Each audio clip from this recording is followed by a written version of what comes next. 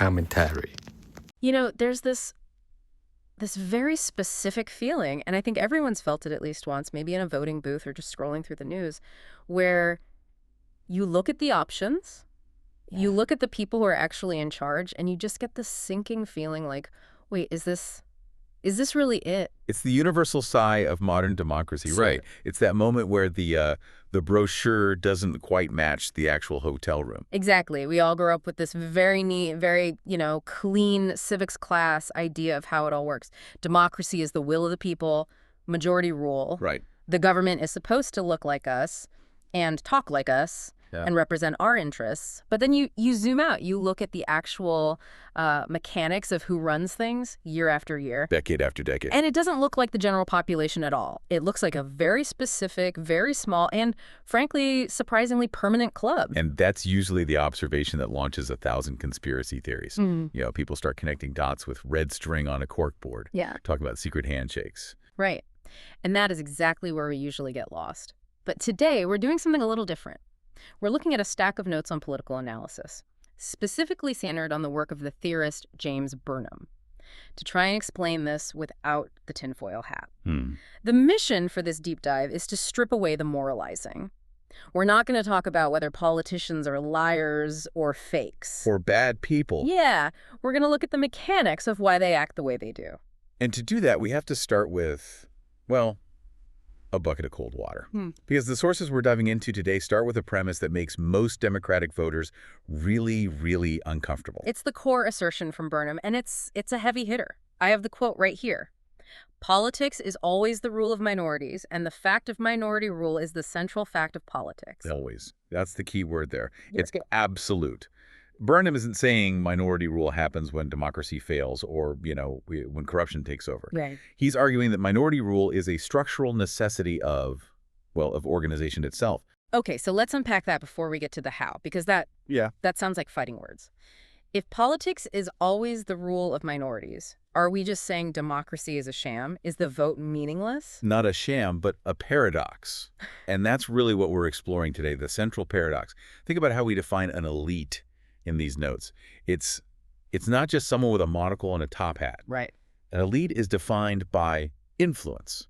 Influence from wealth, political power, deep expertise, or usually some combination of all three. And by definition, you can't have a majority of experts. You can't have a majority of billionaires. Exactly. It's a numbers game. Yeah. In any organized society, a massive country, a labor union, even the local PTA, the people who actually manage the day-to-day, the people who understand the files, who control the budget. Who write the bylaws? They're always a small group. Yeah. They are the minority. Yeah. The managers are few, the managed are many. Okay, I follow the logic there. Someone has to steer the ship. But here's where the paradox kicks in, and this is what drives me crazy.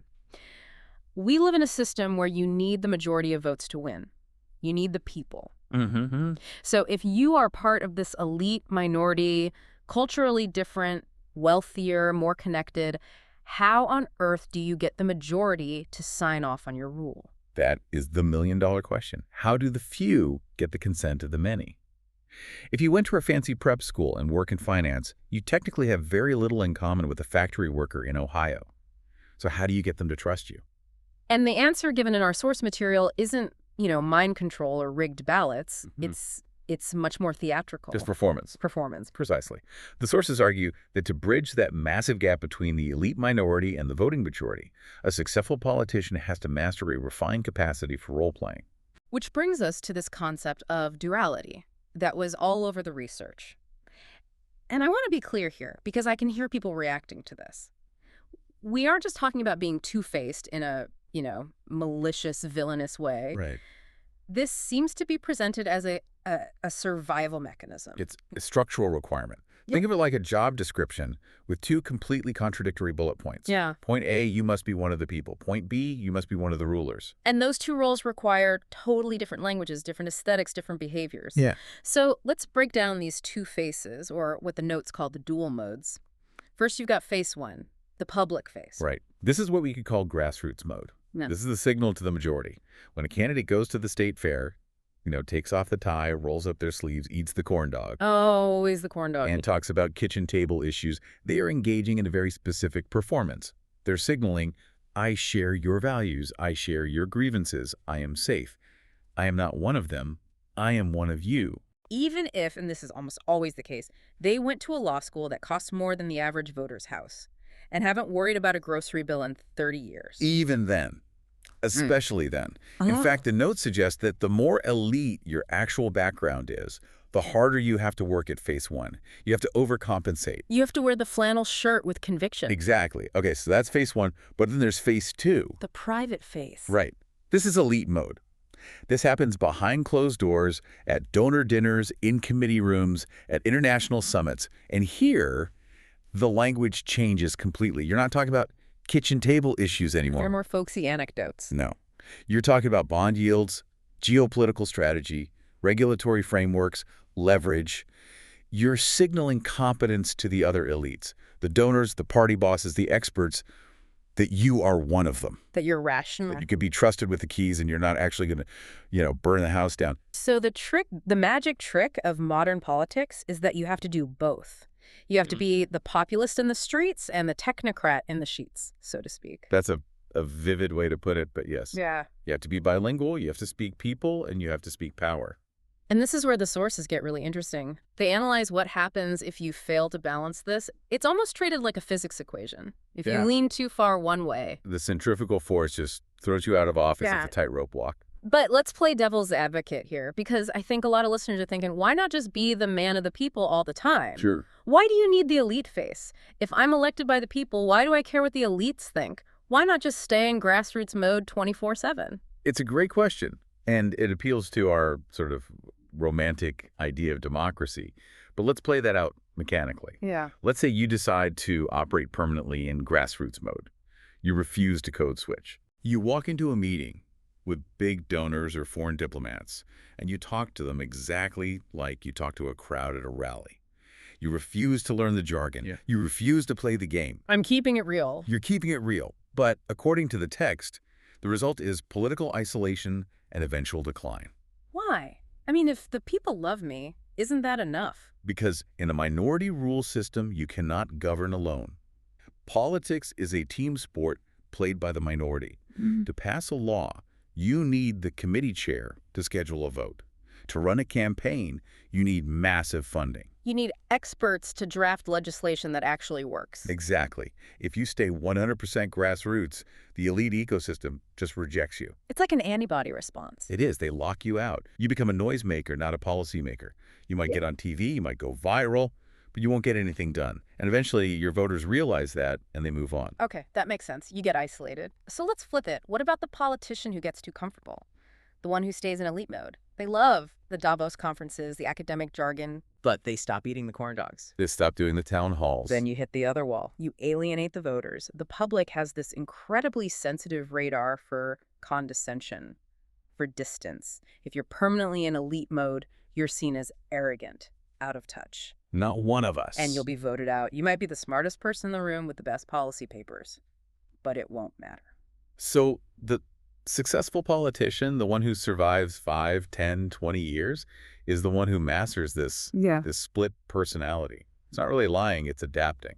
The source calls it a mechanical necessity. Yeah. It removes the character judgment. It's not about being a good person or a bad person. It's that the environment requires two contradictory behaviors to survive. If you can't do both, you perish. This actually leads perfectly into something I really wanted to talk about, the newcomer. Because every election cycle, we get the fresh face, the outsider, the person who says, I'm not like those guys, I'm real. The Mr. Smith goes to Washington narrative. We love that story. We crave the person who hasn't been corrupted yet. But then, to fast forward 5 years, 10 years, and that same person who swore they'd never wear a suit or take a meeting with a lobbyist seems to have become exactly what they campaigned against. We call them sellouts. We say the swamp got to them. But looking at these notes, I'm starting to wonder if selling out is even the right term. It's understandable why we feel betrayed, but the notes suggest we're missing the mechanics of the trap. Yeah. The source material is explicit on this. Newcomers who rise directly from grassroots movements. At the outset, they are not elites. So at the beginning, the flannel shirt is real. They're genuine. They are. But the text continues.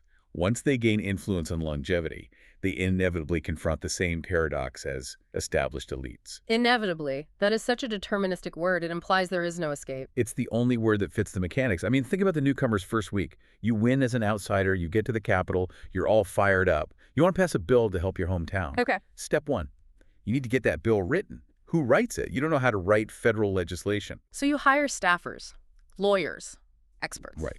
You hire elites. Step two, you need to get it out of committee. Who runs the committee? A senior politician who's been there for 30 years, a master of the elite game. You have to negotiate. Step 3, funding. Exactly. Which means trading favors, making deals. So to actually help the people who voted for you, to deliver on your grassroots promise, you have to immediately start working with the very people you campaigned against. Precisely.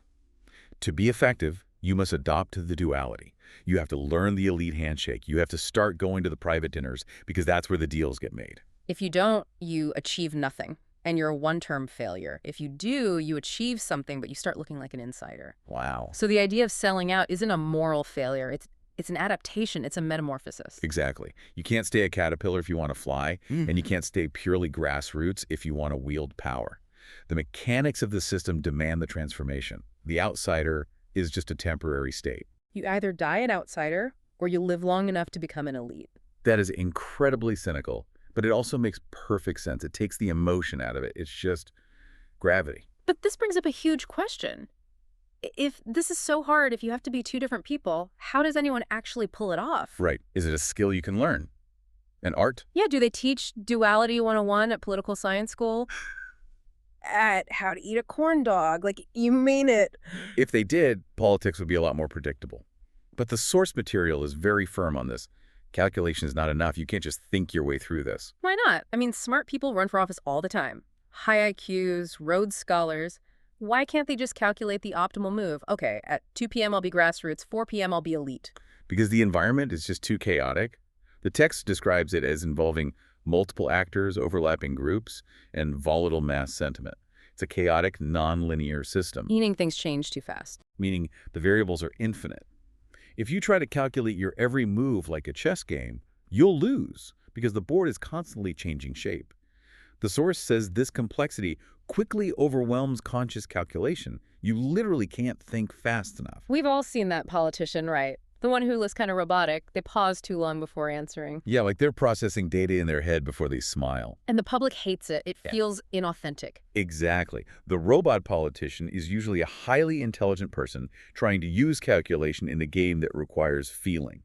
They're trying to solve a social equation with a calculator. So if you can't calculate it, what do you use? What's the tool? Instinct.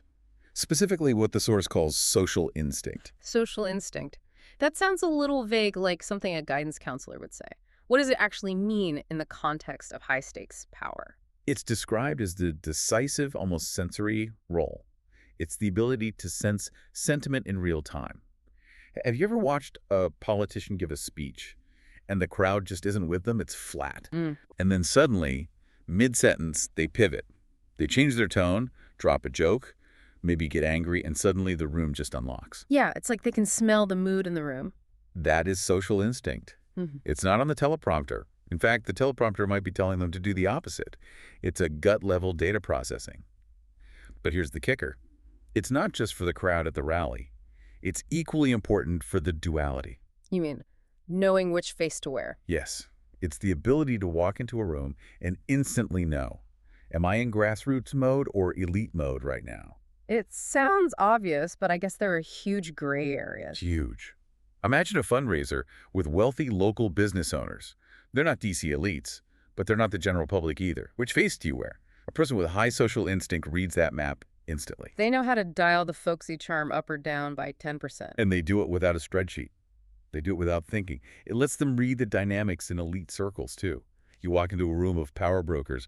Who's actually in charge? Who's fighting with whom? Who needs your ego stroked? A person with high social instinct just reads that invisible power map instantly. It's like a superpower of perception. Yeah. You're reading the mass sentiment of millions of voters, and at the same time reading the subtle power dynamics of 50 people in a boardroom, and you're doing it continuously. Wow. The source says, without this instinct, success in politics is rare. You can have all the policy expertise in the world, but if you lack that social radar, you'll stumble. You'll say the wrong thing to the wrong group, and you're done. It explains why sometimes we see politicians who, frankly, don't seem very book smart. You hear them talk and think, this guy doesn't know the details, yet they run circles around the PhDs politically. Because they're apex predators in the social environment. They have the instinct.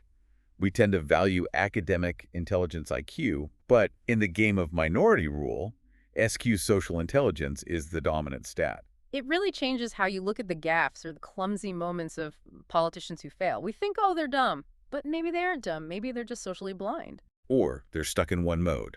They treat a mass audience like a seminar like a rally. The master politician knows which mask to wear before they even touch the doorknob. So let's zoom out and try to pull all this together. We started with James Burnham's idea that politics is always minority rule. Right. The iron law of oligarchy. The few always organized to rule the many. And the only way that few can maintain rule in a democracy where the many have the vote is through this duality of performance. You have to be the common man and the elite operator at the same time. And the tool that makes that possible, the glue that holds the performance together so it doesn't look like a performance, is social instinct. Right. It's fascinating because it completely deconstructs the idea of authenticity. We always say we want an authentic leader. Just be yourself. But if this analysis is right, a truly authentic person, someone who's the exact same in every room, who never acts, would effectively be unelectable. Or at least unable to govern for long. Which is a depressing thought. It's the grim reality of the mechanics. Authenticity, in the way we usually mean it. Total transparency, total consistency. It's a liability in a system that requires duality. If you're 100% authentic, you're 0% flexible. And if you aren't flexible, the system breaks you. Exactly. So what does this mean for us, for you listening, the next time you turn on the news? How should you be watching this? I think it changes the filter. When you see a politician pivoting or sounding completely different in a leaked audio recording, Yeah, they do on the stump, yeah. don't just react with the standard moral outrage. I mean, you can be angry, sure, but try to see the machine at work. Don't just see a liar, see the paradox. Exactly. You're hearing the sound of the democratic paradox. You're witnessing the immense effort required for a minority to maintain majority support. It's not a glitch in the system, it is the system. And it helps to realize that the newcomer you're rooting for, that fresh face who promises to burn it all down, is stepping onto a conveyor belt that leads to the exact same destination. It's structural, not personal. Which is somewhat comforting and somewhat terrifying at the same time. That's usually the sign of a good deep dive. We aim to disturb and enlighten in equal measure. I want to leave everyone with a final thought to chew on. We've talked about how this duality is necessary for survival, but here's the provocative question I can't shake. If political survival requires this constant performance, this constant shifting of masks, day after day, year after year, is it actually possible for a human being to do this job for a long time and maintain any sense of self? That connects to something that text implies but doesn't say outright, the psychological cost. If you spend 20 years perfecting the art of being whoever the room needs you to be, do you eventually forget who you actually are? Does the mask eat the face? And if the answer is yes, then who's actually running the country? The person or the performance? That is going to keep me up tonight. It's the cost of admission to the elite. Well, on that cheerful note, we're going to wrap it up. This has been the deep dive into the paradox of the elite. We hope you look at the next political speech a little differently. Watch for the duality, look for the instinct, and always question the mechanics. Thanks for listening, everyone. We'll catch you on the next one.